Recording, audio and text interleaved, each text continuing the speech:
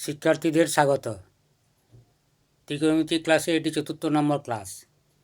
আগের ক্লাসে এক রেডিয়ান কোণ ধ্রুবক কোণ আলোচনা করতে গিয়ে আমরা যেখানে এসে শেষ করেছিলাম সেটি হলো এক রেডিয়ান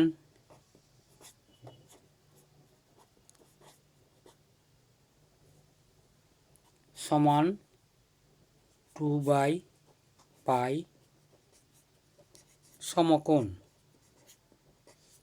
এখানে ডান পক্ষে 2 একটি সংখ্যা, অতএব ধ্রুবক।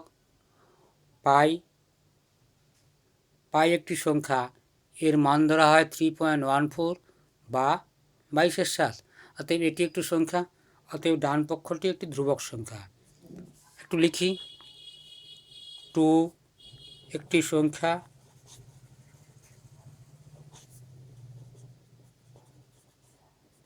অতএব 2 ধ্রুবক, এবং পাই সমান 22/7 বা 3.14 ধরা হয়।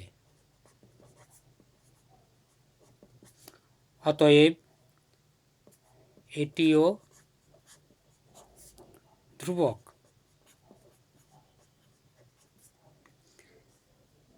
অতএব এখান থেকে আমাদের জানা গেল এক রেডিয়ান কোণ ধ্রুবক কোণ। এটি আমাদের প্রামাণ্য বিষয় ছিল, গত ক্লাসে আলোচনা করেছি, এখানে শেষ করলাম।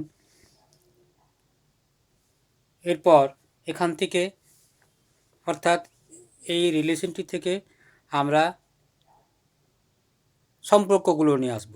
অর্থাৎ এইখান থেকে লিখতে পারি, বা এটিকে আবার লিখছি, এক রেডিয়ান সমান 2/π সমকোণ। এখানে দেখো, উভয় পক্ষকে যদি পাই দিয়ে গুণ করি তাহলে পাই রেডিয়ান সমান 2 সমকোণ। এটাও জানি এক সমকোণ সমান 90 ডিগ্রি। 2 সমকোণ সমান কত হবে? তাহলে সমান 2 × 90 ডিগ্রি। অতএব আমরা অবশিষ্ট বা শেষে যে সম্পর্কটি পেলাম, পাই রেডিয়ান, অতএব সমান 2 সমকোণ সমান 90 × 2 180 ডিগ্রি। এ থেকে আমরা রেডিয়ান থেকে ডিগ্রি নির্ণয় করতে পারবো, ডিগ্রি থেকে সমকোণ নির্ণয় করতে পারবো, মানে পারস্পরিক সব একটা থেকে আরেকটা যেতে পারা যাবে।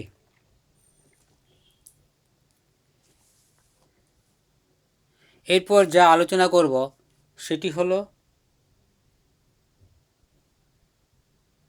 বৃত্তচাপের দৈর্ঘ্যের সঙ্গে রেডিয়ান কোণের সম্পর্ক, অর্থাৎ চাপ এবং কোণের সম্পর্ক, বৃত্তের চাপ এবং কোণের সম্পর্ক। এটি আলোচনা করার আগে একটু বলে রাখি, তোমরা ভিডিওটি ভালো লাগলে বন্ধুদের শেয়ার করো, কোনো অসুবিধা থাকলে বা কোথাও কিছু বুঝতে না পারলে কমেন্টে লিখো, এবং সাবস্ক্রাইব করো এরকম। এখন আর ব্যাসার্ধের বৃত্তের এইচ দৈর্ঘ্যের চাপের দ্বারা উৎপন্ন কেন্দ্রের সম্মুখ কোণ থিটা হলে এস এবং থিটার সম্পর্ক নির্ণয়। এটি করার জন্য প্রথমত একটি বৃত্ত আঁকি।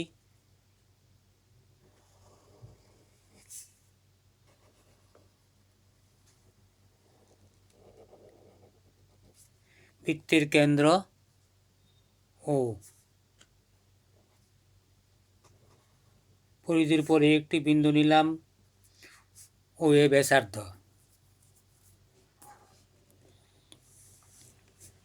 ও এ ব্যাসার্ধের সমান একটি বৃত্তচাপ নিচ্ছি, এপি বি বৃত্তচাপ। ওবি যোগ করি এ ও বি কোণ, এপিবি বৃত্তচাপ দ্বারা সৃষ্ট কেন্দ্রস্থ কোণ। সংজ্ঞানুসারে এ ও বি কোণ 1 রেডিয়ান কোণ। আরেকটি বিন্দু কিউ নিই,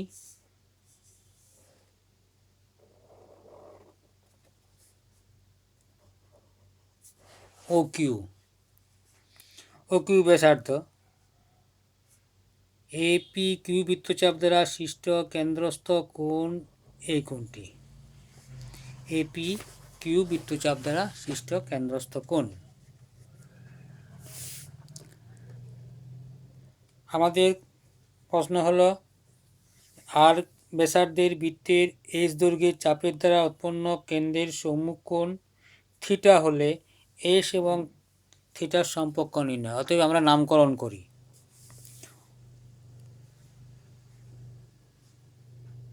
ও এ ব্যাসার্ধ সমান আর ধরি, এ পি বি বৃত্তচাপের দৈর্ঘ্য সমান আর, এপিবি বৃত্তচাপ দ্বারা উৎপন্ন কেন্দ্রস্থ কোণ এ ও বি কোণ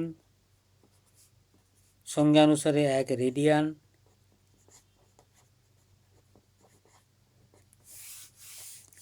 দ্বিতীয় ক্ষেত্রে এপিবি বৃত্তচাপ,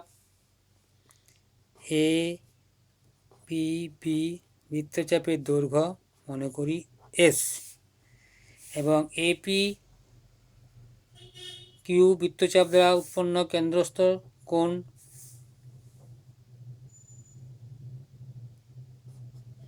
এ ও কিউ কোণ সমান থিটা। আমাদের এস ও থিটার মধ্যে সম্পর্ক নির্ণয় করতে হবে। সংজ্ঞানুসারে আমরা কি দেখেছি, জ্যামিতি থেকে পাই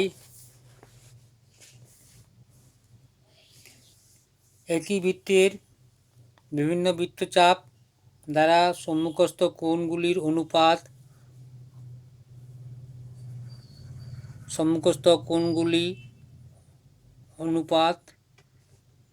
বৃত্তচাপগুলির অনুপাতের সমান।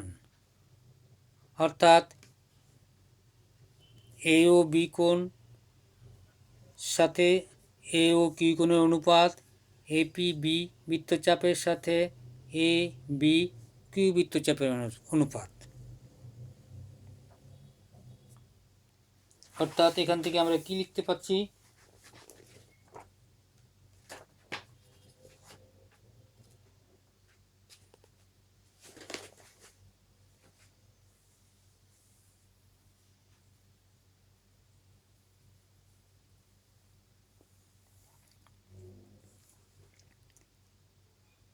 যেহেতু কোনো বৃত্তের দুটি চাপের অনুপাত ওদের দ্বারা উৎপন্ন সম্মুক্ত কেন্দ্রস্থ কোণের অনুপাতের সাথে সমান।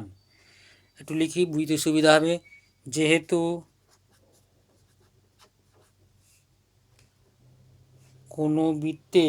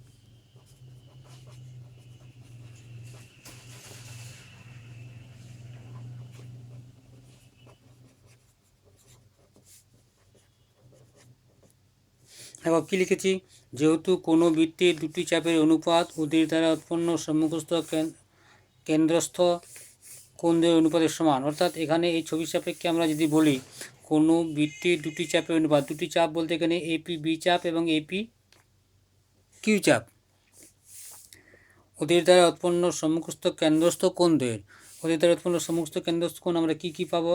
এ ও বি কোণ এবং এ ও কিউ কোণ।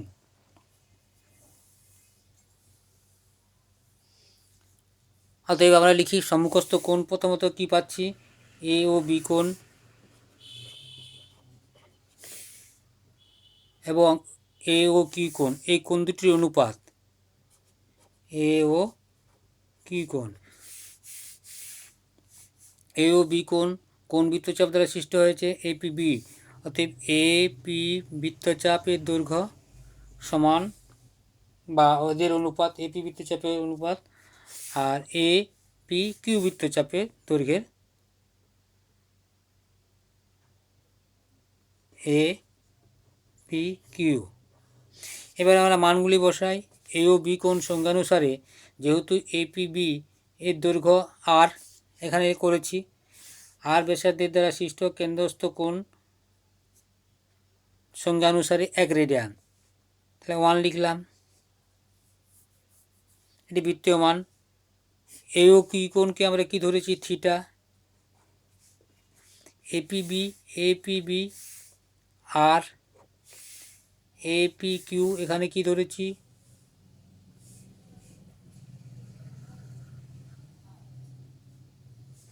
এপিবি, এটি এপি কিউ হবে, এপি কিউ এস। অতএব এখানে আমরা কি কি পেলাম? 1/θ সমান r/s। আমরা যদি বজ্র গুণন করি 1 ইন্টু এর সমান r ইন্টু থিটা, আরও যদি সরলীকরণ করি বা s is equal to r theta, অতএব নির্ণয় সম্পর্কটি হলো s is equal to r theta. অর্থাৎ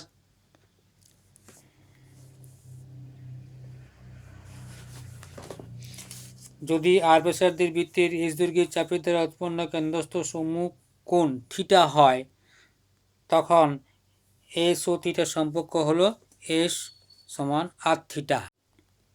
দশম শ্রেণীর বইয়ে